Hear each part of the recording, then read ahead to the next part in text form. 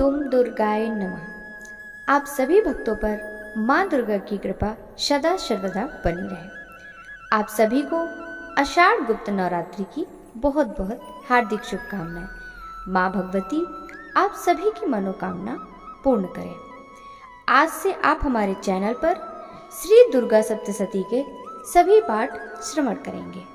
इसके अलावा श्री दुर्गा कवच, अर्गला स्तोत्रम, कीलक स्तोत्रम, 10 महाविद्या के स्वरूपों का वर्णन, माँ भगवती के 9 स्वरूपों का वर्णन, महाविद्या के प्राकट्य की कथा, सभी प्रकार के बीजाक्षर मंत्र, आरती, दुर्गा चालीसा, व्रत कथा, कलश स्थापना शुभ मुहूर्त, पूजा विधि, अष्टमी नवमी कन्या पूजन विधि, अष्टमी नवमी पूजन विधि इत्यादि सभी प्रकार की वीडियो पहले से हमारे चैनल पर अपलोडेड है।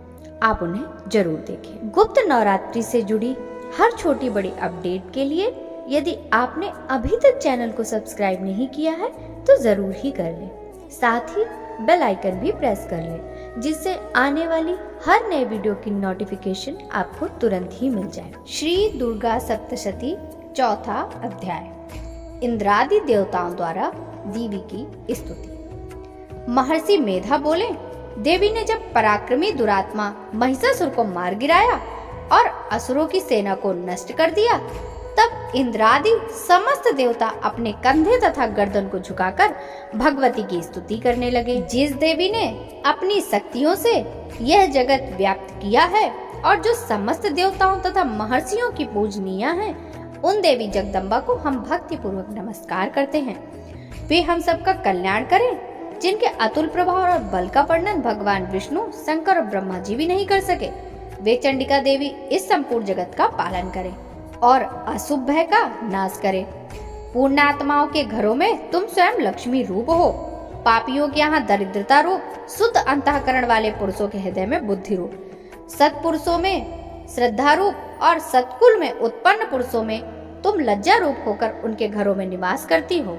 हम उन भगवती दुर्गा को नमस्कार करते हैं। हे देवी, इस विश्व का पालन करो। हे देवी, तुम्हारे अचिंत रूप असुरों का नाश करने वाली भारी पराक्रम तथा समस्त देवताओं और दैत्यों के सम्मुख युद्ध में प्रकट हुए जो तुम्हारे अद्भुत चरित्र हैं, उनका हम किस प्रकार वर्णन करें।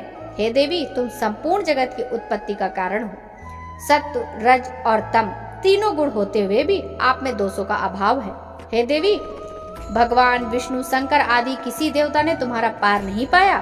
तुम ही सबकी आश्रय हो। यह संपूर्ण जगत तुम्हारा ही अंश रूप है, क्योंकि तुम सबकी आदिभूत प्रकृति हो। हे देवी, जिसके उच्चारण से संपूर्ण यज्ञों में सभी देवता तृप्ति लाभ करते हैं, तुम स्वाहा हो, तुम ही पितरों की तृप्ति का कारण हो, इसलिए सब तुम्हें स्वधा कहते हैं। देवी, विद्या जो मोक्ष देने वाली है, तुम अचिंतनीय महाज्ञान स्वरूपा हो। तत्वों के सार को जानने वाले, संपूर्ण दोषों से रहित, मोक्ष की इच्छा करने वाले मुनिजन जिसका अभ्यास करते हैं वह तुम ही हो। तुम वाणी हो, तुम रूप हो, तुम ही निर्मल हो तथा तुम ही यजुर्वेदु तथा उद्गीत के सुंदर पदों के पाठ करने वाले सामवेद की आधार रूप हो। तुम ही भगवती हो। तुम इस विश्व की उत्पत्ति एवं पालन के लिए तुम वार्ता के रूप में प्रकट हुई और तुम ही संसार की पीड़ा हरने वाली हो। देवी, जिससे सारे शास्त्रों का ज्ञान होता है, वह मेधा शक्ति तुम ही हो और दुर्गम भवसागर पार कराने वाली नौका भी तुम ही हो। लक्ष्मी रूप में विष्णु भगवान के हृदय में निवास करने वाली और भगवान चंद्रशेखर द्वारा सम्मानित गौरी देवी भी तुम ही हो। मंद मुस्कान से शोभित निर्मल पूर्ण चंद्र के बिंब के समान और उत्तम सुवर्ण की मनोहर कांति से कमनीय तुम्हारे मुख को ही देखकर महिषासुर क्रोध में आया। यह बड़े आश्चर्य की बात है। हे देवी, तुम्हारा यही मुख जब क्रोध से भरकर उदय काल के चंद्रमा की भांति लाल हो गया और तनी हुई भवों के कारण विकराल हो उठा, उसे देखकर महिषासुर प्राण नहीं निकले। यह बड़े आश्चर्य की बात है। आपके कुपित मुख को देखकर कौन जीवित रह सकता है। हे देवी, तुम प्रसन्न हो। तुम्हारे प्रसन्न होने का इस जगत का अद्भुत होता है। जब तुम क्रुद्ध हो जाती हो तो कितनों की कुलों का सर्वनाश हो जाता है। यह हमने अभी अभी जाना है, क्योंकि तुमने महिषासुर की बहुत बड़ी सेना को देखते देखते नष्ट कर दिया।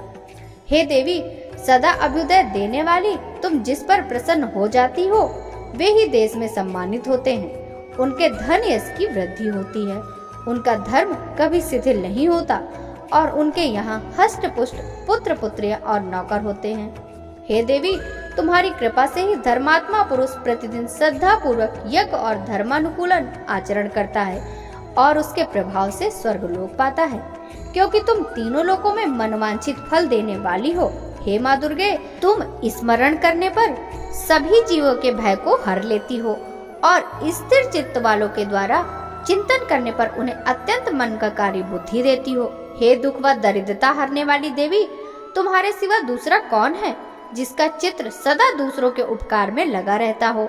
हे देवी, तुम असुरों को इसलिए मारती हो कि उससे संसार को सुख मिलता रहे। वे चाहे नरक में जाने के लिए चिरकाल तक पाप करते रहे हों, किंतु तुमसे युद्ध करके सीधे स्वर्ग जाएं, इसलिए तुम उनका वध करती हो।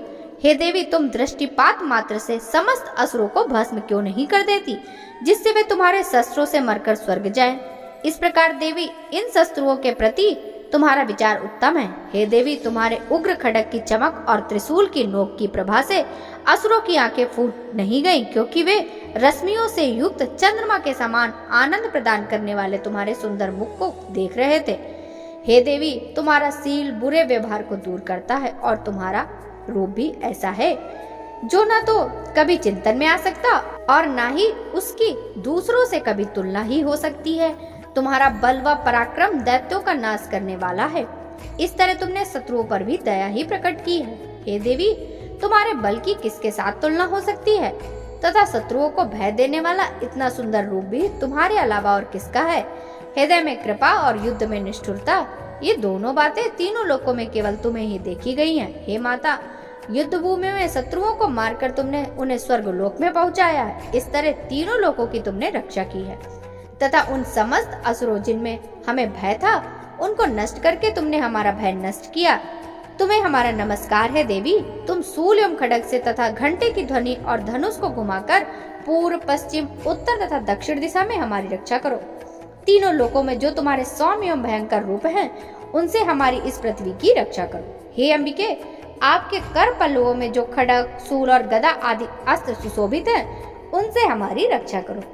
महर्षि मेधा बोले, इस प्रकार जब देवताओं ने जगत माता भगवती की स्तुति की और फिर नंदन वन के पुष्पों तथा गंध चंदन आदि के द्वारा उनका पूजन किया और फिर सबने मिलकर जब भक्ति पूर्वक उन्हें दिव्य धूपों की सुगंधि निवेदन की, तब देवी ने प्रसन्न होकर कहा, हे देवताओं, तुम सब मुझसे मनवांछित वर मांगो।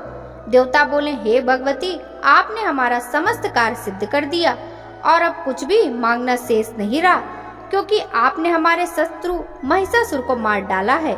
हे महेश्वरी, आप फिर भी यदि हमें कोई वर देना चाहती हैं, तो बस इतना वर दें कि जब जब हम आपका स्मरण करें, तब तब आप हमारी विपत्तियों को दूर करने के लिए हमें दर्शन दें। हे अंबिके, जो कभी भी आपकी स्तुति करे, आप उसे वित्त, समृद्धि और वैभव देने के साथ ही उसके धन और स्त्री आदि संपत्ति को बढ़ाएं तथा सदा हम पर प्रसन्न रहें। महर्षि बोले, हे राजन, देवताओं ने जब अपने तथा जगत के लिए देवी को इस प्रकार प्रसन्न किया, वे तथास्तु कहकर अंतर्ध्यान हो गए। हे भूप, जिस प्रकार तीनों लोगों का हित चाहने वाली वे देवी देवताओं के शरीर से प्रकट हुई थी, वह सारा वृतांत मैंने तुमसे कहा। इसके पश्चात दुष्ट असुरों तथा शुभ निशुंभ का वध करने और सब लोगों की रक्षा करने के लिए वे जिस प्रकार गौरी देवी के शरीर से प्रकट हुई थी, उसका मैं यथावत वर्णन करता हूँ। हे परमेश्वरी, मुझसे रात दिन सहस्त्रों अपराध होते रहते हैं, अतः आप मुझे अपना दास समझकर कृपा पूर्वक मेरे उन अपराधों को क्षमा करो। हे परमेश्वरी, न तो मैं आह्वान करना जानता हूँ और न विसर्जन करना जानता हूँ, न पूजा करने का विधान ही जानता हूँ। हे परमेश्वरी, मुझे क्षमा करो। हे सुरेश्वरी, मैंने जो मंत्रहीन, क्रियाहीन और भक्तिहीन पूजन किया है, वह सब आपकी कृपा से पूर्ण हो। सैकड़ों अपराध करके भी जो भक्त आपकी शरण में आकर केवल जगदम्ब कहकर पुकारता है, वह उस दुर्लभ गति मोक्ष को प्राप्त करता है, जिसे ब्रह्मादि देवगण भी पाने में असमर्थ होते हैं। हे जगदम्बिके, मैं अपराधी हूँ, किंतु आपकी शरण में आया हूँ। इस समय मैं दया का पात्र हूँ, तुम जो चाहे करो।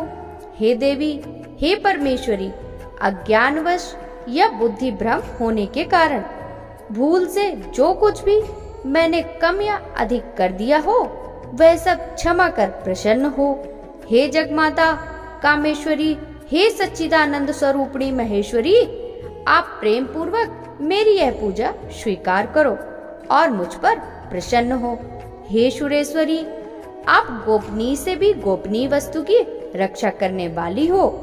आप मेरे द्वारा किए हुए इस जप को ग्रहण करके मेरे सभी अपराध क्षमा करो। हे देवी, हे महेश्वरी, आपकी कृपा से मुझे सिद्धि प्राप्त हो।